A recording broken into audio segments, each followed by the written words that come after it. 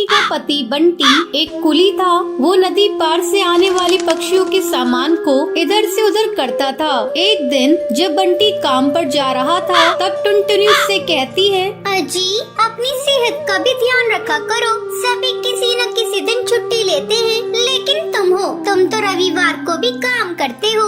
अरे पगली, अगर काम नहीं करूँगा तो घर कैसे चलेगा? तू तो माँ बनने वाली है, बच्चों का खर्चा बढ़ेगा। अगर काम नहीं करूँगा तो अपने बच्चों को अच्छी जिंदगी कैसे दूंगा? आपसे तो बात करना ही बेकार है। ये लीजिए पोटली, इसमें मैंने रोटी और चावल रख दिए हैं, समय से खा लीजिएगा। नहीं टुनटुनी, आज मेरी तबीयत कुछ सही नहीं लग रही है, कुछ भी खाने का मन नहीं कर रहा है। काम से आऊँगा तो खा लूँगा। बंटी बिना खाना लिए काम पर चला जाता है। टुनटुनी को क्या पता था कि बंटी से उसकी ये मुलाकात आखिरी थी। उधर बंटी बेहोश होकर बहती नदी में गिर जाता है और वहीं डूबकर मर जाता है। टुनटुनी भागी भागी अस्पताल जाती है।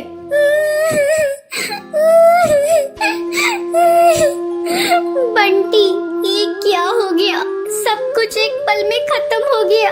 अब ये बच्चा किससे अपना पापा कहेगा? मैं तुम्हें कई बार समझा रही थी अपनी सेहत का ध्यान रखो, लेकिन तुम तो मेरी बात मानते ही नहीं। अब मैं क्या करूं बंटी? समय तेजी से पंख लगाकर उड़ने लगता है। टुनटुनी एक बच्ची को जन्म देती है। एक दिन टुनटुनी के पास डाकिया एक खत लेकर आता है। अरे ये खत तो कड़कनाथ सेठ की कंपनी की तरफ से आया है और मुझे बंटी की जगह कुली की नौकरी दी गई है। मुझे अपनी बच्ची के लिए नौकरी करनी ही होगी, तभी मैं उसे एक अच्छे स्कूल में पढ़ा पाऊंगी और उसे बेहतर भविष्य दे सकूंगी। अगले दिन से ही टुनटुनी कुली बनकर पक्षियों का बोझ उठाती थी। जब भी नदी के उस पार से कोई पक्षी आता था, टुनटुनी तेजी से उन पक्षियों के पास पहुंच जाती थी। बहन जी, क्या मैं आपका बोझ उठा लूं? अरे तुम तो एक चिड़िया हो, क्या तुम इतने बोझ को उठा सकती हो? हाँ हाँ बहन जी, मैं सारे बोझ को उठा लूंगी। बहन जी, मैंने अपनी जिंदगी में इतना बोझ उठा लिए है, ये बोझ तो उसके आगे कुछ नहीं है। क्यों, क्या हुआ? और तुम ये तुम्हारी बेटी को साथ में लेकर क्यों घूम रही हो? तुम्हारे पति कहाँ हैं? वो नहीं कमाते हैं क्या? क्या करिएगा बहन जी, मेरी दुख भरी कहानी सुनकर रोज इस नदी किनारे पे कई पक्षी आते हैं और मेरी दुख भरी कहानी सुनते हैं, लेकिन कोई मेरी मदद नहीं करता। अरे तुम मुझे तो बताओ, मैं तुम्हारी जरूर मदद करूंगी। क्या बताऊं बहन जी, मेरे पति की मौत इसी नदी में डूबकर हो गई थी। उसके बाद से मैं यहाँ कुली की नौकरी कर रही हूँ। देखो टुनटुनी, जब तुम्हारी बेटी थोड़ी बड़ी हो जाएगी तो उसको मेरे स्कूल में डाल देना। मैं उसे पढ़ा लिखा कर एक अफसर बनाऊंगी। मैं तुम्हें अपना पता दे देती हूँ। वो बुलबुल चिड़िया टुनटुनी को अपना पता दे देती है। इसी तरह कई साल गुजर जाते हैं। एक दिन जब टुनटुनी अपना घर साफ कर रही थी, तभी उसे उस बुलबुल का दिया हुआ पता मिलता है। अरे ये पता तो वही है जो मैडम जी ने मुझे नदी किनारे पर दिया था। मैं तो बिल्कुल भूल ही गई थी। अब मैं अपनी बेटी को लेकर मैडम जी के स्कूल में जाऊंगी और उसे वहाँ पढ़ाऊंगी। टुनटुनी अपनी बेटी को लेकर उस पते पर पहुँचती है। आओ आओ टुनटुनी, बहुत दिन हो गए तुमसे मिले। मैडम जी, ये देखिए, मैं अपनी बेटी को अपने साथ लेकर आई हूँ। मैं चाहती हूँ पढ़ लिख कर एक अफसर बन जाए, इससे मेरी तरह जीवन में संघर्ष न करना पड़े। हाँ हाँ टुनटुनी, तुम निश्चिंत रहो, मैं तुम्हारी बेटी को अच्छी तालीम दूंगी। तुम्हें एक दिन इस पर गर्व होगा। टुनटुनी अपनी बेटी का एडमिशन उस मैडम जी के स्कूल में कराकर निश्चिंत हो जाती है। उसे इस बात की खुशी थी, उसकी बेटी को उसकी तरह जीवन में संघर्ष नहीं करना पड़ेगा। नंदनवन जंगल में एक नदी के पास एक भूतिया चिड़िया का साया था, जिससे सब पक्षी बहुत परेशान थे। एक दिन की बात है, सब पक्षी जंगल के सरपंच कड़कनाथ सेठ के पास जाते हैं। कड़कनाथ सेठ, हम सब पक्षी बहुत परेशान हैं। जंगल में इस भूतिया चिड़िया की आत्मा की वजह से कोई भी पक्षी नदी से पानी भरने नहीं जा पाता है। हाँ कड़कनाथ सेठ, टुनटुनी बहन बिल्कुल सही कह रही है। हम सब बहुत डरते हैं उनसे। जंगल के न जाने कितने पक्षियों को मारा है। ये सब सुनकर कड़कनाथ सेठ पक्षियों से बोलता है, ठीक है, तुम सब परेशान मत हो। मेरे पास एक उपाय है। क्यों ना हम सब नदी के पास एक लोहे का जाल बना दें, जिससे उस भूतिया चिड़िया की शक्तियाँ कम हो जाएंगी और वो हमें नुकसान भी नहीं पहुँचा पाएगी। इसके लिए हर रात 2 पक्षी मिलजुल कर उस जाल को बनाएंगे। सब पक्षी इस फैसले से बहुत खुश होते हैं। अब रात को मीनू चिड़िया और सुंदरी कौवी जाल बनाने के लिए नदी के पास जाती है। तभी ये सब टूनी चिड़िया की आत्मा देख लेती है। अच्छा बेटा जी, ये सब मुझे रोकने के लिए इतनी मेहनत कर रही हैं, लेकिन ये नहीं जानती मैं इनकी अम्मा हूँ। अब बताती हुई चिड़िया को कैसे मुझसे बच पाती है।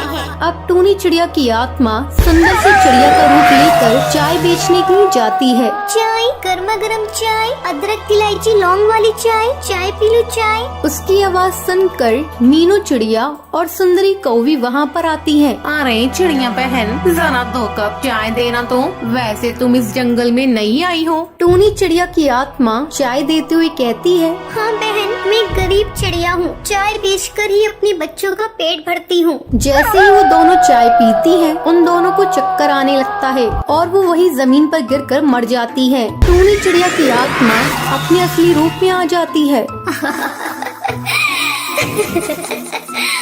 और पियो मेरे हाथ की बनी जहरीली चाय। मुझे रोकने की कोशिश पड़ गई ना तुम पर भारी।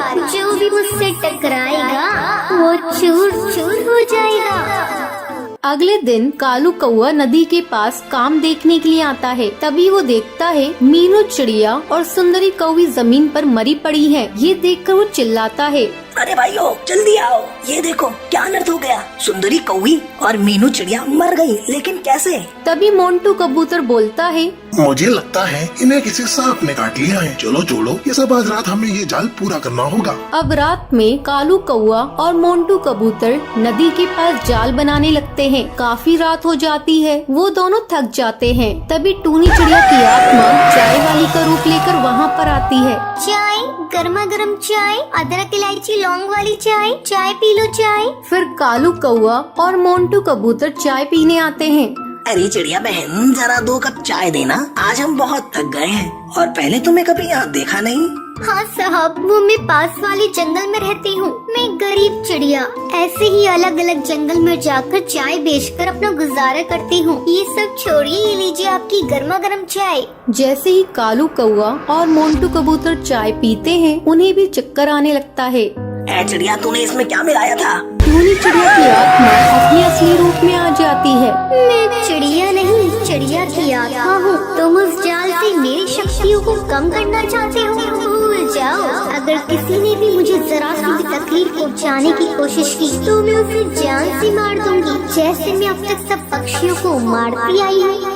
पर ये सब टुनटुनी चिड़िया पेड़ पर बैठे देख लेती है। अच्छा, ये सब इस चिड़िया की आत्मा का किया हुआ है। अब देखो मैं क्या करती हूँ। इस चिड़िया की आत्मा को इस जंगल से निकाल कर रहूंगी, वरना मेरा नाम टुनटुनी नहीं। अगले दिन टुनटुनी चिड़िया सब पक्षियों को ये बात बताती है और उन्हें एक प्लान बताती है, जिसे सुनकर सब बहुत खुश होते हैं। अब रात में टूनी चिड़िया, बबलू तोता और साधु भुल्ला चील के साथ नदी के पास आती है। तभी टूनी चिड़िया की आत्मा भी चाय वाली का रूप लेकर आ जाती है। चाय, गर्मा गर्म चाय, अदरक इलायची लौंग वाली चाय, चाय पी लो चाय। अरे चिड़िया बहन, जरा मुझे एक अदरक वाली चाय देना तो, सर में बहुत दर्द हो रहा है। टुनटुनी टूनी को बातों में लगा लेती है। तभी भुल्ला चील उसके आसपास गंगा जल और मिट्टी का तेल डाल देता है। अच्छा, टुनटुनी मुझे बातों में लगाकर मुझे मारना चाहती है। तो जैसी ना जाने मैंने कितनी चिड़ियाओं को मारा है, अब तू नहीं बचेगी।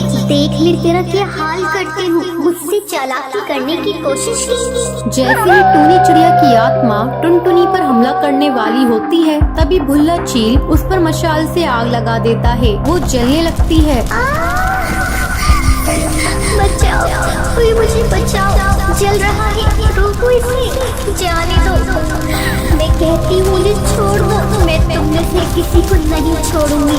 मैं वापस आऊंगी अपना बदला लेने के लिए। ये कहकर वो जलकर राख हो जाती है। टुनटुनी की समझदारी की वजह से उस जंगल से चिड़िया की आत्मा का साया हट जाता है। टुन्नू चिड़ा कड़कनाथ सेठ के यहाँ काम करता था। अचानक एक दिन उसका सेठ कुछ पक्षियों को अपने ऑफिस से निकाल देता है। उन कुछ पक्षियों में टुन्नू का भी नाम था। सेठ, आप इस तरह हम पक्षियों को काम से नहीं निकाल सकते। हम लोग आपकी ईंट से ईंट बजा देंगे। जाओ, तुम्हें जो करना है करके देख लो। ये कंपनी मेरी है, मैं किसको रखूंगा किसको निकालूंगा ये मेरी अपनी चॉइस है। और तुम्हें एक बात बता दूं, आजकल मेरी ऑफिस घाटे में चल रही है। मैं इतने सारे कर्मचारियों का खर्चा उठा नहीं सकता। अब आप लोग यहाँ से जा सकते हैं। टुन्नू वापस अपने घर आ जाता है। धीरे धीरे 6 महीने गुजर जाते हैं। अभी तक टुन्नू को कोई दूसरी नौकरी नहीं मिली थी। घर में पैसों की तंगी हो जाती है। इसी बीच टुनटुनी का स्कूल से नाम कट जाता है। 6 महीनों से उसकी स्कूल की फीस जमा नहीं हुई थी। एक दिन तो हद ही हो गई। अरे जल्दी जल्दी निकलो मेरे घर से, मुझे तुम लोगों को इस घर में नहीं रखना। 6 महीने से तुम लोगों ने इस घर का एक किराया नहीं दिया है। अब जल्दी से पैसे मेरे हाथ में रखो, नहीं तो मेरे घर से अभी निकल जाओ। अरे ओ रिक्की, जल्दी से इनका सामान निकाल के घर से बाहर फेंक दे। रिक्की घर का सामान बाहर फेंकने लगता है।